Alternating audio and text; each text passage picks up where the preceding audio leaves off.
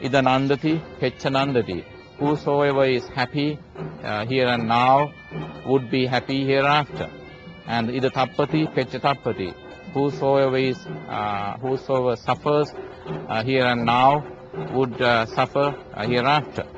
And then Idamodati, Pechanodati. Whosoever is joyful here and now in this world would be joyful hereafter. Hereafter at this point means in the other world, in your future cycle of existence, in your future samsara. So for somehow is either because of the way Buddhism or the Buddha's teaching is presented or articulated or interpreted in the literature, or simply because of the cultural understanding, the lack of proper understanding in Buddhist practice, we tend to think of the Buddha in the abstract. We tend to think of the samsara in the abstract. We tend to think of nirvana, the summum bonum, or the ultimate goal of Buddhist practice in the abstract. And then as far when I recall my own personal life as a schoolboy many years ago, and then I had difficulty understanding the Buddha, understanding samsara, understanding nirvana. And then since I became a monk, and then as I continue to study Buddhism, gradually, thanks to my teachers and the kind of books I read, and thanks to my own kind of daily life practice of Buddhism, I would come to understand that everybody has his own samsara, everybody has his or her own nirvana, and everybody has his or her own suffering or dukkha, and that's how it is. But in my dialogues with different Buddhists from different backgrounds, I have come to the notion, come to the conclusion that sometimes, and it could be you, and then maybe it was me at a time, that there's one common samsara or one common nirvana, one common samsara that everybody runs through, and one common nirvana that everybody would end up one day, as everybody, or as you achieve your ultimate goal of nirvana. But that is completely wrong. And nirvana as the reality is one. Samsara as a reality is one. Dukkha or suffering as a reality is one. But you have your own samsara. You have your own nirvana. And you have your own suffering. And the way suffering manifests in your life could be different than the way it manifests in my life. And then the way you practice Buddhism with the purpose of achieving nirvana one day could be different than my own way of practicing Buddhism in order to attain nirvana one day. So everybody has his own way of suffering, and everybody has his own way of practicing Buddhism.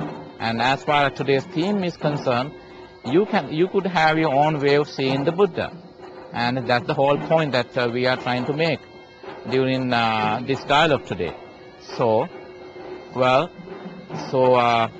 when it comes to awakening, remember when I just mentioned earlier that awakening is twofold. Waking up is twofold.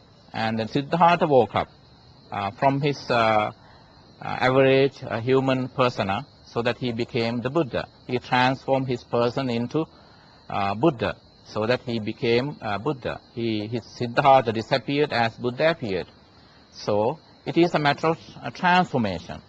And then in Buddhism, we don't convert people. While living in the Western world, like in North America, and people, now that they are deeply touched by the uniqueness of Buddhist practice, and they would ask me, and they would ask you to convert them, and then to your utter bewilderment. And simply because there is nothing called conversion in Buddhism. We don't do a head count in Buddhism. What we do is we transform ourselves, and then and there's a way to transform yourself into a better human being. And then it is a matter of transformation and never a matter of conversion. Well, when it comes to transform ourselves, we must be able to do that on daily basis in our daily life. So so that's simply we call the purpose of the ultimate goal of Buddhism. Buddhist practice is to achieve ultimate awakening or absolute awakening of nirvana. But just refer back to those sayings, statements made by the Buddha like Ida Nandati Pecca Nandati, Ida Tappati Pecca Tappati, Ida Modati Pecca Modati, and all those statements, universal statements, made by the Buddha, lays a lot of emphasis on the fact that awakening has to be achieved within the reality of here and now. As far as the reality of here and now is concerned, it is in our daily life. It is right here, right now. And then, so whereas nirvana, you don't have to worry about your nirvana as you continue to achieve some level of awakening in your daily life. So, and then as you wake up to a moment, and then you achieve some level of awakening within that moment. And that's what we call living in the present moment. And that's the most difficult thing in the world to do, I guess. So, when it comes to samsara, and then that's where we have suffering. Let me first explain before coming to explain the very theme that how to see the Buddha in daily life. Let me just explain what dukkha is. Well, dukkha is generally translated as suffering, but actually it is not a proper translation, simply because dukkha doesn't really translate into the English language. But still, we could understand the Buddha's teaching on dukkha, as we see different levels of dukkha. Well, the very term dukkha literally means, du means negative, and kha means essenceless or no essence. Well, toward the end of the day, let's say last night you went for a party, you had some entertainment, you were in a family reunion that happened first time in 10, 15, 20 years, and then you had good food last night, and then you had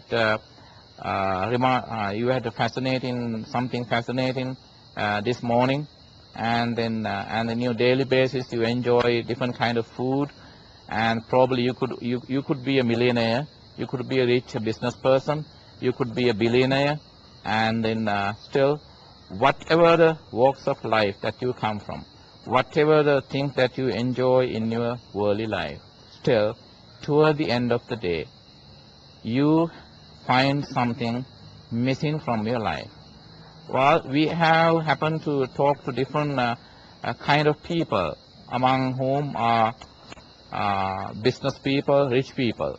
Once I happened to talk to two business people, businessmen in Los Angeles, USA, and then one of them was a billionaire, and then several times he tried to take his own life, to commit suicide. Well, you might wonder why this man, this rich business person, this billionaire, tried to take his own life, why he tried to kill himself. Simply because he, despite the fact that he could enjoy everything in his material life, he was still utterly disappointed. And then he had a lot of suffering. And then, so in a friendly dialogue with him, he told us that he would find his life utterly meaningless, despite the fact, remember this word, highlighted, despite the fact that he had everything in his life. And then he had more money than the kind of comfort and happiness that he could enjoy in his material life. And that's why he was utterly disappointed. He didn't know what happiness was. He didn't know why, and then why he was, what he was doing. And then he was trying to have a sense of the meaning of his life. And that's why he was utterly frustrated. He tried to take his own life. By the way, he is doing very well now in Los Angeles. Now, thanks to Buddhism, as he says.